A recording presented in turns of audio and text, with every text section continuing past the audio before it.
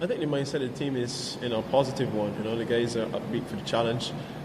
We've been playing some pretty good Test cricket over the last couple of years, and we've been able to put together some series wins, which will prove pivotal for our confidence and our development. And I think the start of the Test Championship, breeds something special. The guys really know what's at stake, and it's just a matter for us to continue to do the small things that we've been doing well, and keep building as a unit. Nothing. I don't think it'll be anything different from what we've been doing before. I think the beauty about our success has come from being patient and building pressure. I think as a bowling unit we've been very, very disciplined, and it gave us a lot of positive results. In terms of our batting, we've got a number of individual star performers, but I still don't think collectively we've done well enough as a batting unit. So I think the onus is on the batters now to just continue to improve. We have seen a lot of improvement, but we just want to get a little bit more consistency in that department. Yeah, talking about that, we have someone like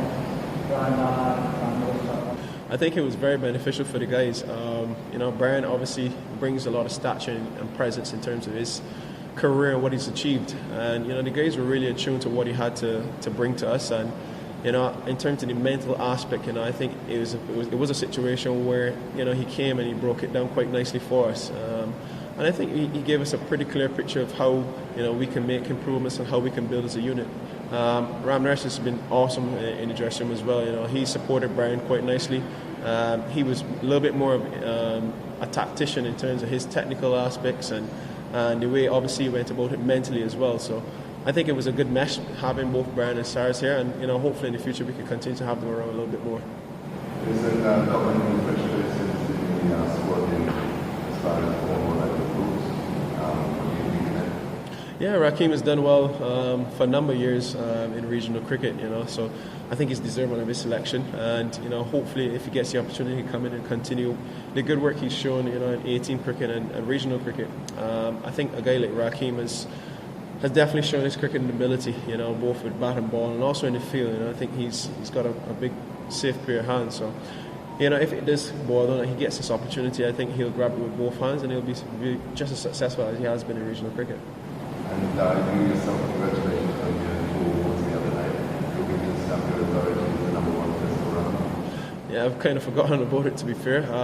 It's all about the team for me. Whatever I can do to contribute to a team win and team success is all I can pretty much pray and ask for. I think I've done the bulk of the work in terms of my preparation, and I feel solid in terms of where I want to be at, and it's just a matter for me just to continue what I've been doing in the past. And again, it's just stacking up some balls as a seamer, bowling long spells, and when I get the chance to, with bat in hand, continue to build partnerships at the back of the innings. Jason, last test you gave me on the toss, good with them and bowled them out for really inexperienced. You saw it and you look at the surface. Does it look like a ball first pitch to you again? Well, normally leading up to a test match here, the groundsmen tend to put a bit more water in it just to keep the surface together over the 5-day period. So I think it's one of those things where you have to really give it down to the last minute, to make a determination as to where you go. Traditionally, we've probably won the toss and bowl here, and we've had a lot of success. But again, we could come tomorrow where we feel as though it may be a little bit more in the batsman's favour in terms of having good conditions for good batting, and you may go that way. I think it all boils down to what you're faced with on that particular morning. When you went further back, say in 2016, Kohli at double 100, has that influenced anything in your mind at all? No, not really. Virat is one of the best players in the world, and when you play against the best players in the world, they bring the best out of you. And if we want to beat the best teams in the world, we've got to be able to compete with them for long periods, and we've got to be able to push them.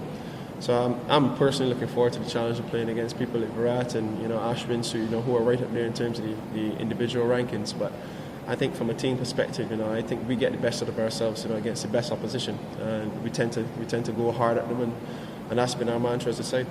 And at the Cricket Business Awards, you mentioned about bowling being the strength side, but you have talking about different yourself or either different team are champ, more different lengths, different lines, and how does that suit the pitch here, and also how does the use of Luke's ball bring the video field to play that much more than with the Well, we haven't played with kookaburra balls in the Caribbean for quite some time.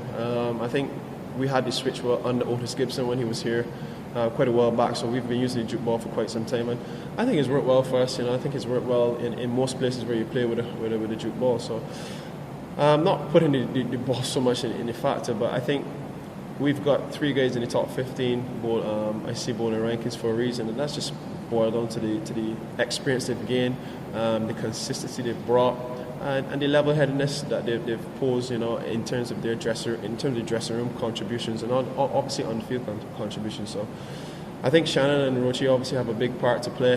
They've led our bowling attack, for the last 4 or 5 years, and I don't expect anything different from them. They're up for the challenge, and we're looking forward to great things from them.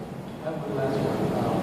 Obviously your place just pretty Bumrah, a lot of the limited format, but not in this matches.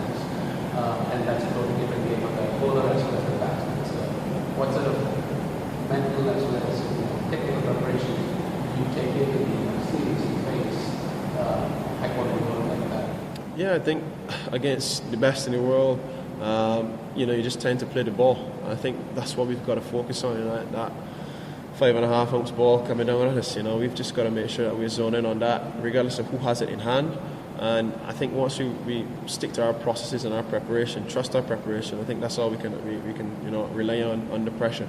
But having said that, they're quality bowlers. We've got quality bowlers, but at the end of the day, it's still cricket that we're playing. So we focus on the small things and we play some solid cricket.